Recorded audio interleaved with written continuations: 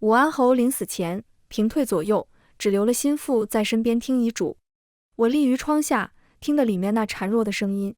我死后，将我葬在兄嫂墓旁，兄长的墓只是衣冠冢，我葬在哪，也好了却我对月娘这些年的相思意。我如五雷轰顶，月娘是顾其安的大嫂，自5年前病死之后，顾其安便已一病不起，竟是这般缘由。屋内顾其安声音愈发微弱，月娘，若有来世，定要让我先娶你，可好？我一阵心痛，原来这些年的夫妻恩爱，统统都是假的。我急血攻心，吐血而亡。睁开眼，我重生了。这一次，我成全他们。大家好，欢迎收看达达听书。外面电闪雷鸣，可在我耳中，再大的轰鸣都敌不过顾其安临死前的那句深情告白。几十年的相濡以沫，居然都是假的。原来他心里念着想着的，竟是他在这侯府里寡居数十载的嫂嫂。外人皆道我们夫妻恩爱，琴瑟和鸣，真是一场天大的笑话啊！我只觉头晕目眩，双腿发软，再也支撑不住身体，一口鲜血喷洒在廊边，嫣红的血迹在雨中迅速蔓延。不好了，老夫人吐血了，来人啊！不好了，侯爷宾天了！不好了，老夫人悲伤过度，跟着侯爷去了。丫鬟的惊呼声划破夜空。一夜之间，武安侯府陷入一片死寂与哀伤。夫人，你快醒醒！丫鬟云儿焦急着摇醒我。我缓缓睁开双眼，发现自己正躺在床上，意识有些恍惚。看着云儿年轻娇美的面容，我瞬间醒悟过来，我重生了。云儿见我愣着，急得冒汗。夫人，侯爷从江南回来了，还带了大夫人回来。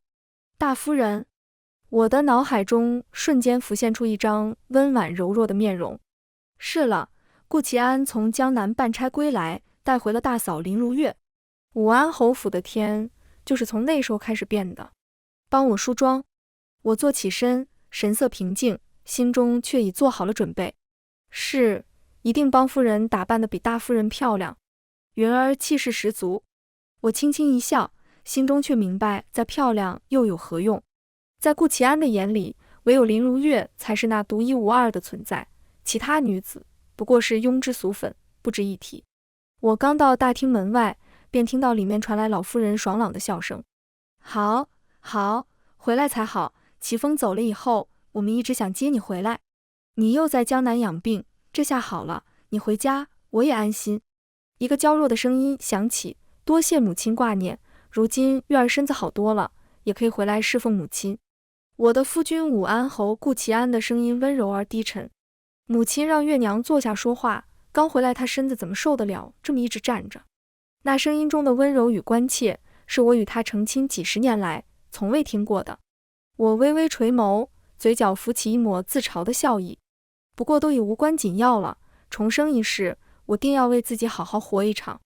这一次，我决然成全他们。我迈步入内，屋内众人的目光纷纷投向我。顾其安见状，忙放下扶着月娘的手，看向我的神色却是淡淡的。林如月则娇娇地站了起来，轻声唤道：弟妹。那弱不禁风的模样，让一旁的顾其安看着目不转睛。果真是若要俏，一身笑。林如月身着一袭素白罗裙，这般清新脱俗的装扮，足以让顾其安心动难安。我笑着说：嫂嫂回来了，夫君也不提前打声招呼，我们也好提前预备起来。一声嫂嫂让顾其安脸色微微一变，却很快掩饰过去。他看着我，语气平淡：夫人操持家务辛苦，月娘跟我一起回来，都是一家人，倒也不必客气，只是月娘住的院子也该早些收拾出来。我掩嘴轻笑，语气温婉，却暗藏锋芒，知道夫君和哥哥嫂嫂感情好，但是瓜田李下，夫君也该注意些称呼才是，要称嫂嫂。你要在外面让人听见你叫嫂嫂归名，你倒不怕，你让嫂嫂怎么见人呢？母亲的脸色瞬间变得严肃起来，她松开月娘的手，看向顾其安，语气带着几分威严。婉儿说的极是，其安，你也要注意些，月娘毕竟是你长嫂。顾其安微微一怔，眼中闪过一丝不悦，但还是恭敬地应了母亲。娘，我知道，不过我和月娘自小一块长大，叫习惯了。见母亲脸色缓和，我适时地岔开话题。兄长与嫂嫂的院子天天都有人清扫，嫂嫂要不要先去歇息一下？清风院原是顾其安的兄长顾其峰和林如月的居所。顾其峰因病离世后，林如月便回了江南娘家养病。这一去便是2年，在这2年间，但凡朝廷有江南的差事，顾其安都会抢着去。2年往返江南3、4次，每次皆逗留数月之久，在江南的日子竟比在侯府还多。清风院仍保持着原来的样子，林如月一踏入院子便红了眼睛，用手帕抹着眼泪，瞧着尽显楚楚可怜之态。他的丫鬟见状，不满地低声嘟囔道：“明知我们夫人会触景伤情，还故意保持原来的样子，这不是故意让我们夫人伤心吗？”声音虽不大，却让众人都听了个清楚明白。林如月连忙呵斥道：“不可如此无礼，二夫人打理侯府已经够辛苦了，这院子本来就是我原来住的样子，二夫人想不到这些也是有的。”顾其安脸色一沉，目光冷冷地看着我：“你知月娘向来身子弱，这屋子里也没有叫人把炭先烧起来，让屋子暖和起来。”林如月看着我，急忙劝慰道：“弟妹不是故意的，只怪我自己身子弱。”顾其安转头，直接吩咐下人去开库房，将我去年秋天猎的狐狸皮和白狐裘拿出来给大夫人做围领和披风。地上也该铺一些才是，地笼一定要暖，屋里要用银丝炭，那个烧着没有灰，免得熏得屋里呛。他言语之间的关心，细微的连我这个当家主母都自愧不如。而我因忙着出来迎接他，连厚披风都未来得及披上，此刻浑身发冷。可他自进府以来，却未曾过问我一句，满心满眼皆是林如月的安危冷暖。我退后一步，神色平静，淡淡的说道：“还不快去把库房里皇上赏侯爷的玉器，那个雕花的屏风，还有那个古画、古籍、孤本，摆来大夫人院子里。大夫人身子弱，在屋里也可以把玩解闷。侯爷，这样安排你可满意？如果不满意，我开了我的嫁妆库房，侯爷和嫂子觉得哪样好，搬过来便是。”林如月忙打断道：“不必，不必，都是齐安太着急了，怕我病了，母亲怪他呢。齐安，你回来这么久，也该回院子换件衣服，休息片刻，和弟妹有大半年未见，快回去吧。”顾齐安这才像是意识到自己的失态，犹豫片刻后说道：“那我们先回院子了，月娘你好好休息。”我捂着嘴打趣：“侯爷真是，虽然你和嫂嫂从小青梅竹马，可是她好歹也是你的嫂嫂，母亲都说了要避嫌，你怎么还用闺名来唤她，让别人知道你让嫂嫂如何自处？”我的话让林如月的脸瞬间变得惨白，虚弱地捂着胸口。我有些头晕，就不送弟妹和二弟了。说完，便在丫鬟的搀扶下缓缓进屋去了。顾其安和我回到梧桐院，他轻咳一声，从怀里掏出一个锦盒：“婉儿，这是江南的绣娘绣的帕子，想着你喜欢绣品，给你买了几块。”我看着锦盒，差点笑出声来。上一世，他给林如月从江南带回无数珍宝，却只给我带回这几条手帕。那时的我还将其视若珍宝，小心翼翼地收藏着。如今想来，他的偏心竟是如此明显，连我身边的丫鬟都为此愤愤不平，满脸涨红。我却微笑着接过帕子：“多谢侯爷。”见我神色如常，他像是急于辩解，神色有些慌乱。这次接月娘回来是母亲的意思，并非我专门去接她。她从小身子变弱，路上又病了一场，所以我回来的时候难免着急了些，怕你怠慢了她落人口舌。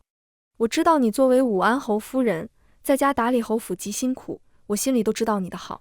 他站起来紧紧握住我的手，似是在安抚我。过2日是元宵灯节，我陪你去看灯可好？这样赏赐般的语气实在让人生厌，我强忍心中不快，轻轻点了点头：“好啊，妾身很久没赏过花灯了。”他转身吩咐丫鬟：“我今晚睡在书房，有些事还没处理好，便不吵着夫人歇息了。”顾其安走后，云儿满脸愤懑，眼泪都快气得掉出来。“夫人，侯爷这样岂不是打你的脸？他半年不归，回来带着大夫人不算，还这般对你。”我摇头：“不必在意。经历过一世的背叛，我的心早就死透了。”次日，侯爷上朝去了，我带着丫鬟去给母亲请安。路过后花园，却听得有人哭。我绕过花木，看到后面坐着的人，居然是林如月和她的丫鬟月儿。丫鬟的声音担忧不已，劝慰道：“夫人，你别哭了，侯爷不是故意不来看你的。你看二夫人为难你，侯爷不是帮你说话了吗？就凭他也想越过夫人去吗？”林如月娇弱地抽泣着：“你别说了，我知道她才是侯爷夫人，我算什么呢？不过是一个死了丈夫的苦命女人。”丫鬟月儿压低声音，语气却是愤慨得很。可是本来小姐喜欢看中的是二公子，是老爷将你许了大公子，说大公子会继承侯府。可是谁知道大公子居然才成亲几年便没了，苦了小姐花容月貌，年纪轻轻便守了寡。林如月低泣：“不过是我命苦罢了，别说了。”月儿又道：“可是侯爷这么喜欢小姐，他说过会一辈子照顾小姐的。他不是答应了会想办法？你看昨夜侯爷不是睡在书房吗？你们情投意合，他答应过你不碰那个什么，就真的没与他同房。”闻此言语，我走上前，嘴角勾起一抹嘲讽的笑：“情投意合？那你可知你们这情投意合向来是不能摆在明面说的。小叔子与寡嫂全然不顾市井流言蜚语，屡屡私下见面，将我这正室夫人置于何地？眼里可还有这后父的纲常礼教？”林如月闻言，身子一颤，面上露出惊惶之色，嗫嚅道：“弟妹，你莫要误会了，我误会。”我向前逼近一步，目光如炬，我耳聪目明，可不是那顾其安，你也不必在此惺惺作态，摆出这副楚楚可怜的模样。身为女子，当知礼义廉耻，更何况你还是这侯府大夫人，这般自私行径，令侯府蒙羞。林如月咬着下唇，泪水夺眶而出：“弟妹，你何必如此咄咄逼人？”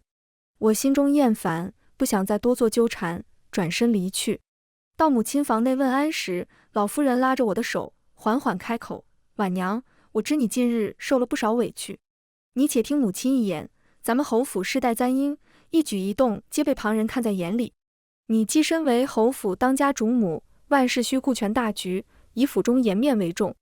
我敢保证你在侯府的地位不会被撼动。至于齐安那边，我也会去说道。”老夫人声音虽温和，却带着不容置疑的威严。听及此，我便知刚才花园那一幕被下人传到了老夫人耳中。我垂眸应道：“母亲放心，我都懂的。”傍时，我吩咐下人端着鸽子汤走进清风院，林如月正坐在树下抚琴。见我进来，她连忙起身：“弟妹来了。”丝毫不受早上之事的影响。我一笑着回道：“我今日叫人炖了鸽子汤，给嫂嫂补身子。”丫鬟接过汤放在桌上，桌上还放着一盅燕窝。林如月见我愣了一下，随即莞尔道：“这是齐安早上叫人送来的血燕，以前在江南，他也是日日叫人送来给我喝，我都说别送了，我现在也不爱喝。”月儿在一旁接话道：“夫人每天早晨起床便会咳2声，侯爷听见了，便日日要我们盯着夫人喝，夫人也该体谅侯爷的一片心才是。”言语之间尽是挑衅与炫耀。血燕，呵，如此金贵之物，每日食用，1个月就得几百两银子，顾其安真是好大手笔。我低头一笑：“到底嫂嫂比不得别人，夫君对你自然是不一样的。血燕这般金贵的东西，补身子极好。半年前，我为了给母亲炖一碗莲子羹，在摘莲蓬时不慎落入壶中，受了风寒后一直咳个不停。大夫说最好每天1盏燕窝调养身体。”顾其安听了却说：“每日燕窝养着？这侯府最近几年也不如以前，哪里还有这笔闲钱？对自己妻子是没有闲钱买燕窝，对嫂子却是每日血燕的养着。”我心中苦涩，别过头去，却看到顾其安正愣在院子门口，想必是一下朝便来了这里。我们的话他听了个全部。他看着我，正要说什么，我却不想听。侯爷爷来看嫂子，正好我要走了，你陪嫂嫂说会话吧，我还有事忙。他猛地一把抓住我的手：“婉娘，不是你想的那样，月娘自小身子虚，可疾一直不好，我才……”我打断他的话，语气冰冷：“侯爷做事无需解释给妾身听，毕竟对嫂嫂好是应该的。”说完，我用力挣脱他的手，转身离去。顾其安急忙追过来，这时身后传来丫鬟的惊叫声：“夫人，你怎么了？来人，叫大夫啊！顾其安停下脚步，满是惊慌，转回去扶着林如月。月娘，你怎么了？来人，拿帖子请太医来。林如月病了，侯爷连上朝都告了假，日日在清风院守着。这消息传出去后，母亲沉默了许久，随后将顾其安叫去，严厉斥责了一番。第二天，顾其安就上朝了，而林如月的病也奇迹般的好了。我在梧桐院得知此事，只笑了笑。这高门大院最忌讳的便是这种丑事。他们二人想在一起，却从未想过小叔子有正妻，想娶寡嫂，这简直是灭门的丑闻，婆婆又怎会允许？我辗转思量，终是提笔蘸墨，修书一封，寄予远在边关戍守的爹娘。降树侯也心中所属另有其人，我自不愿在于侯府中蹉跎岁月，亦不想与侯爷再有纠葛，以免损了将军府的清誉与体面。我会寻机脱身，待安稳之后，再将行旨告知爹娘。将书信交付与儿后，我便着手收拾细软，将银票悉心收起，藏于贴身之处，以备日后不时之需。元宵节很快便到了，顾其安曾答应陪我赏灯。临出门，我却发现马车上还坐着林如月。她今日难得穿了一件天青色的衣裙，外披一件白狐披风，那是我库房里的陪嫁。顾其安见我愣住，解释道：月娘不喜欢穿别的颜色。我看你库房里有这白狐披风，你也不喜欢穿，我拿出来给月娘了。她大概早已忘却，这件白狐披风是订婚时她亲自猎的白狐所制。我视若珍宝，特意做成披风，因为太过珍贵，我平时很少舍得穿，如今却这样披在了林如月身上。林如月仿若空谷幽兰，拿着帕子捂着嘴轻咳了几声，假意要脱下披风。我不知是弟妹的东西，我现在马上脱下来。我按住她的手，脸上挂着淡淡的笑容。嫂嫂，不必客气，这是齐安猎的白狐做的，穿在嫂嫂身上也是应该的。顾齐安诧异地看了我一眼，似是察觉到我今日的不同寻常，一时有些呆愣，想要解释，却又不知从何说起。林如月将手中的帕子随意往旁边一扔，打开马车上的小箱，又抽出一条。我定睛一看，箱子里满满当当十几条手帕，竟和顾齐安送我的江南绣帕一模一样。我曾经当宝贝一样珍藏着的东西，如今看来不过是别人随手丢弃的小物件罢了。我闭上眼，天黑了，赏灯开始了，走吧。赏灯的人潮如织，摩肩接踵。顾齐安跟在我们身后，我和林如月在前面赏着灯，倒是很有些意思。顾齐安突然递过一只灯笼给我，是一只憨态可掬的小兔子灯笼。婉娘，这个给你，你向来喜欢这样的。我浅笑道：多谢夫君。林如月一展颜，看二弟和弟妹感情这样好，我这做嫂嫂的也为你高兴。以前也有人会为我买我喜欢的花灯。言罢，神色间满是落寞。顾齐安忙道：这个摊子没有你喜欢的兰花灯，我看前面有，到前面给你买。说着一起和林如月并肩前行。突然前面一片骚乱，有人呼喊：着火了，快跑啊！人朝着后面涌过来，我们避之不及，林如月整个人向后倾倒，重重跌坐在地上。顾齐安急忙将她抱住，唤道：月娘。林如月捂着腹部，蹙眉道：齐安，我肚子疼。顾齐安抱起她，飞快地往巷子后奔去，叫下人喊道：赶紧拦着后面作乱的人，别挡着路，马上回府。我被人群挤到墙边，险些摔倒，雨儿拼命护着我。我大声叫道：夫君救我！却发现他头也不回，抱着林如月转瞬便没了踪影。众人相互推搡，哭喊声此起彼伏，不乏有人趁机作乱，抢夺财物，甚至连夫人小姐头上身上的首饰也不放过。火势蔓延，照亮半条街巷。我与云儿拼尽全力，方才逃至巷子口停放马车之处，却见侯府的马车与众人皆已不见。他忘记了自己上有一个妻子在街上被人冲撞，也有性命之忧。他心里眼里唯有林如月一人。我蓦然停下脚步，迎着京城的雪意，转身走向了另一个方向。云儿紧跟我：夫人去哪？我失去眼泪，日后我不再是武安侯夫人了，你可还要跟着我？云儿愣了一下，旋即点头：小姐去往何处，云儿便去往何处。我低声吩咐云儿：找机会把武安侯为救兄嫂抛弃发妻这个消息散发出去。云儿眼睛一亮，百姓们饭后茶余可最爱谈论大宅院后的事了。武安侯府内，老夫人面色阴沉，怒视顾其安：婉娘乃你发妻，你却将她弃于危险，抱着月娘回来。如今全京城皆知武安侯对寡嫂有情有义，你可真是好本事。婉娘一介弱女子，你把她独自丢在乱民之中，竟未留一名护卫。一夜过去，人也未找到。顾其安，我问你，你究竟意欲何为？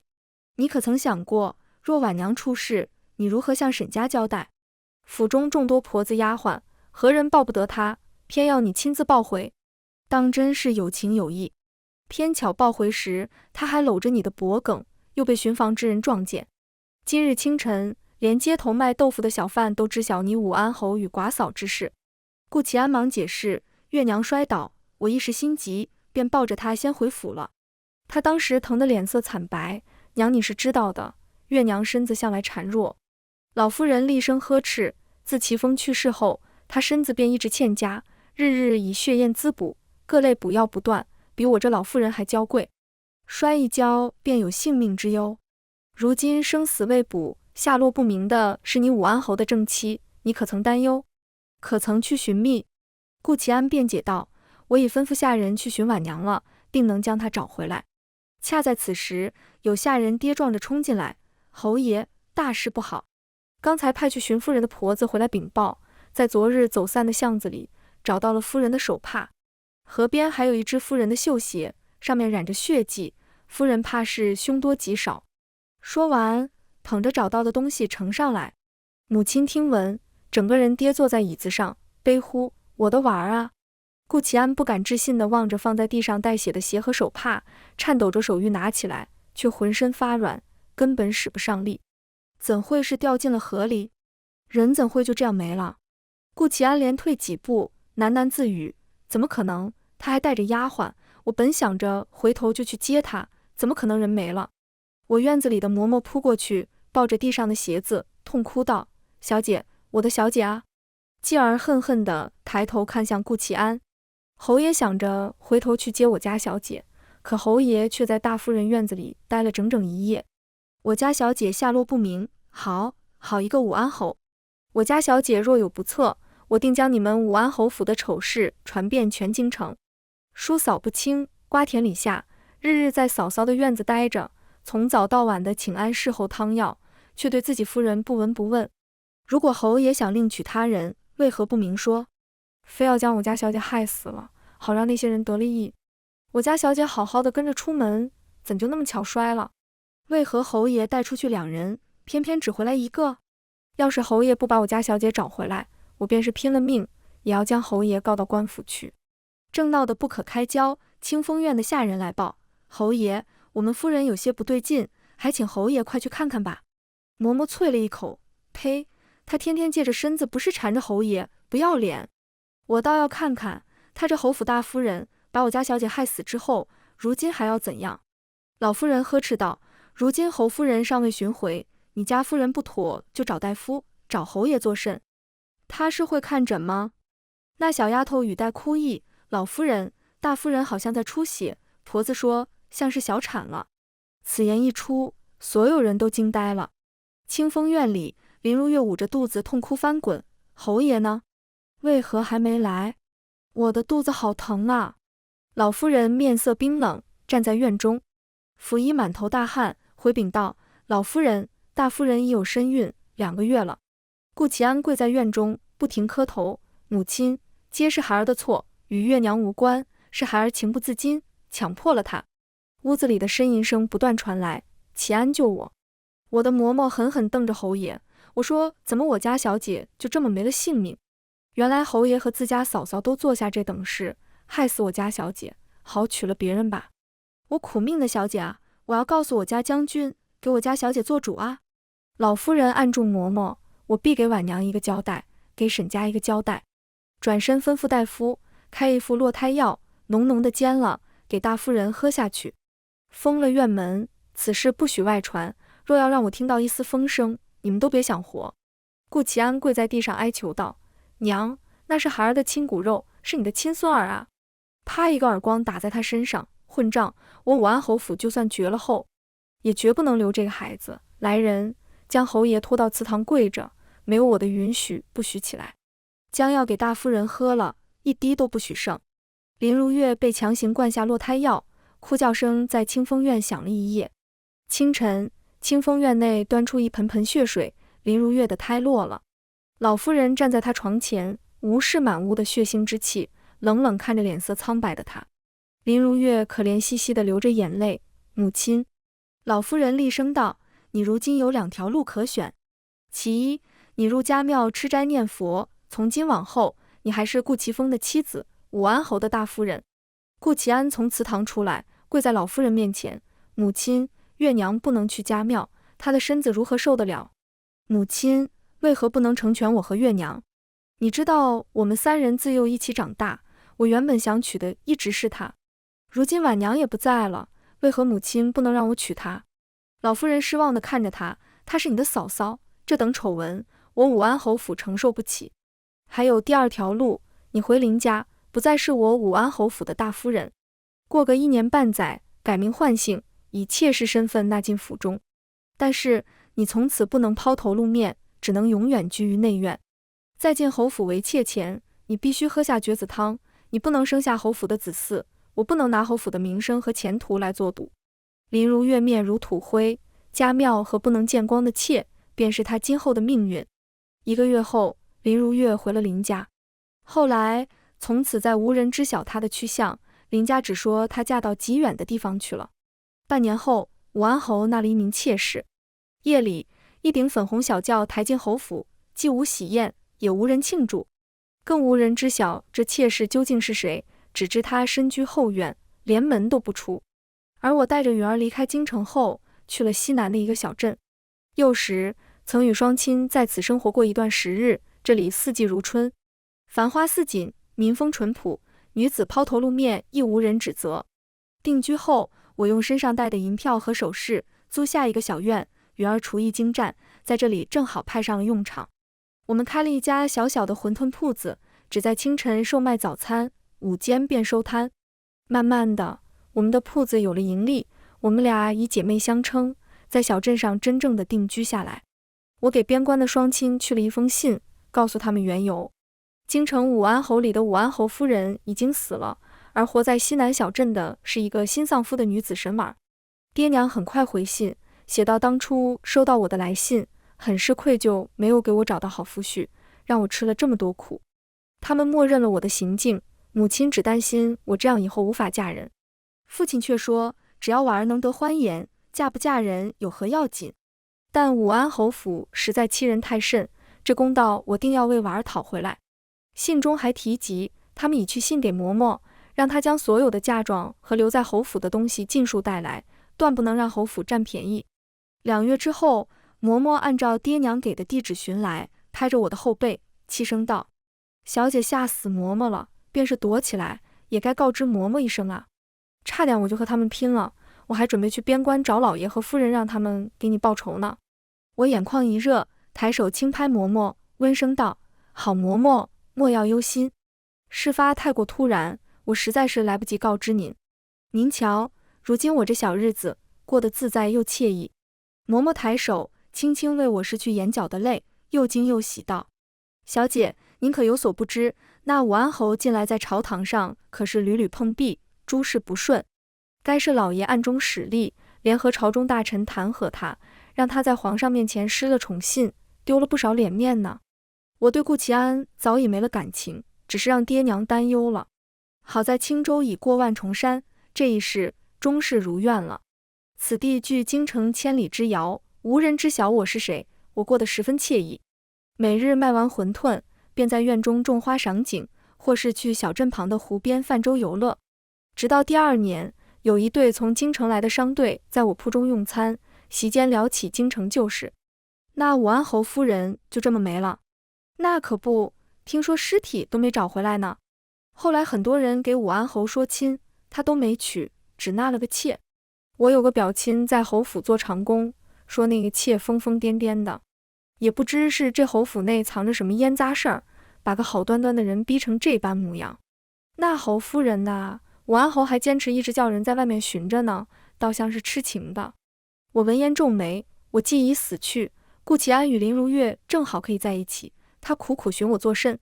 然而我的心中却忐忑不安，总有一种不祥的预感。这日，我和媛儿打开铺子，门口站着一人，我瞬间愣住，竟是顾其安。他见了我，眼里都是惊喜，上来抵住我要关上的门。婉娘，你没死，我终于找到你了。原来有人途经小镇见过我，回京城看到武安侯寻人贴的画像，为了赏银，告诉了侯府在边陲小镇见到与侯夫人相像的我。顾其安带人寻来，果真将我找到。我看着他，侯爷，何必再寻？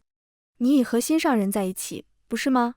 月娘是你心心念念想娶的人，我并非你所喜，为何要抓着我不放？顾其安摇着头，神色黯然。婉娘，是我对不起你，可是我并未想过要和你分开，也未想过让人取代你的位置。我看着他，眼中满是嘲讽。侯爷，我们夫妻数年，相聚时日不多，你在江南与月娘相处的日子，想必更快活些吧，否则也不会让她怀了你的孩子。你本就想娶她，只不过天意弄人，她许配给了你的兄长，你们这对有情人不得不分离。如今无人挡在你们中间，为何要苦苦找我这个阻碍之人？何不放妾身一条生路？顾其安抓着我的胳膊解释道：婉娘，那孩子是个意外，是月娘心中苦闷，醉酒后一直缠着我，我脱不开身才……可是孩子也未生下来，我武安侯府的继承人只能是你所出。我掰开他的手，一字一顿，若当初你对我尚有一丝情意，我们也不至走到这一步。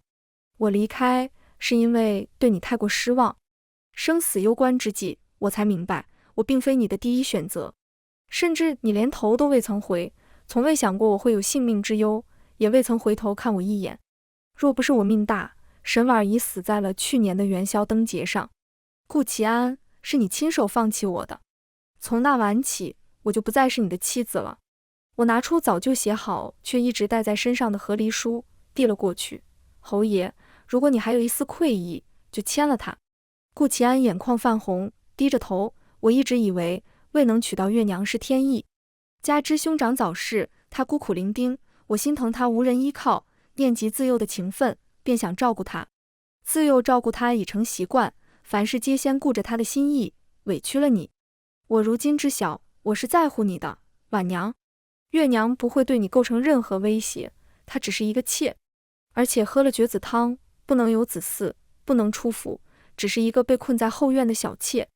只要你愿意回府，婉娘，我们的孩子会是武安侯府的继承人。我打断他的话，侯爷，我们已再无可能，这些事都过去了，不必再说。我不会与你回京城，你签了这张和离书，咱们从此再无瓜葛。他看着我，如果我不愿意和离呢？我盯着他，冷笑道：你知不知道，在你从江南带回林如月的第二天，我便知晓了你和他的事。你还答应他不会与我同房，会想办法娶她进门。那时我便明白，你早已不是我的夫君。从那日起，我便验透了你，决心离开你。侯爷，何不一别两宽，各自欢喜？我在此处，无需每日盼着丈夫归家，也不必担忧他钟情他人，我自己过得很好，比做侯夫人时好太多。日后，请侯爷莫要再来。若你来，我便会离开此地，去往另一个你找不到的地方。顾其安在小镇逗留了半月，每日来铺子坐着，吃一碗馄饨。他只是坐在桌旁，看着我招呼客人，看着我熟练的煮馄饨，看着我与熟悉的客人交谈，我脸上洋溢着幸福的光彩。最终，云儿忍不住了，拿着扫帚在他脚下扫来扫去。侯爷，小姐当初在侯府受尽苦楚，你每日只牵挂着别的女人，可曾想过小姐如何自处？府里人如何说闲话？林如月又是如何为难她？如今你还来纠缠小姐做什么？你不是想和那个林如月在一起吗？现在小姐撑了你心，何必假惺惺的来做不舍？现在知道后悔，早干什么去了？小姐如今过得很开心，侯爷就别把小姐拖进你家的火坑里了，还不够恶心人的。你当初抱着林如月走，把小姐丢在乱象中的时候，怎么没想着他会没命？侯爷，世上可没有后悔药。你想用武安侯府的名誉赌吗？那林如月如今就在你后宅，无人知晓吧？你娶了自家嫂子的事，如果传扬出去，你说会如何？顾其安在云儿的话语中面如死灰。第二天，他来找我，带着签好的和离书，还有一盒银票。你孤身一人，留着这些防身也好。你留在侯府的东西，你随时可派人来取。日后多保重，如果有要我帮忙之处，随时去信武安侯府。我接下了和离书和银票，毕竟钱不嫌多，我一个弱女子，多些钱防身也是好事。有了嬷嬷的帮助，馄饨铺子生意越来越好。我还雇了几人帮忙，只需偶尔去照看一下。平日里闲暇时便绣花、游山玩水，真正过上我向往的生活。我再一次知道顾其安的消息，是与他和离后第4年。路过的商队在吃酒时聊起，武安侯顾其安战死了。南楚边境来犯，他自请带兵出征。在最后一战时，他死守在了城关，护住了城中的上万百姓，却被敌军弓箭手的最后一箭射中，死在城楼上。武安侯没有子嗣，老夫人也在2年前离世，后院只剩下一个林如月。但是武安侯在出征前留了遗言，将侯府的银钱全部捐给善堂，让无家可归的人有处可依。遗言中还交代，武安侯府的妾室在他死后去家庙吃斋念佛，赎罪祈福。林如月接到武安侯战死的消息，整个人都愣住了。当他听闻顾其安为他安排的归宿时，在后院痛哭流涕。若他还是武安侯府的大夫人，便能光明正大地留在侯府，可如今他只是一个连名字都没有的妾。带着武安侯遗骸回来的副将说，侯爷临终之际只念叨着一句话：婉娘，若有来世，我们还做夫妻可好？副将不知婉娘是哪位女子的闺阁之名，心忖侯爷并无正式妻室，想来或许是后院那位妾吧。林如月闻此言语，在府中仰天大笑。顾其安，想不到你最后记挂的人居然是沈婉，哈哈。言罢，又悲痛大哭一场。夜里，他穿着入府时的那套嫁衣，在清风院悬梁自尽，香消玉殒。我听到顾其安最后的遗言时，只淡淡一笑，心中念道：顾其安，若有来世，我与你永不相见。全文完，达达听书感谢您的观看，每天上新精彩小说，喜欢就订阅吧。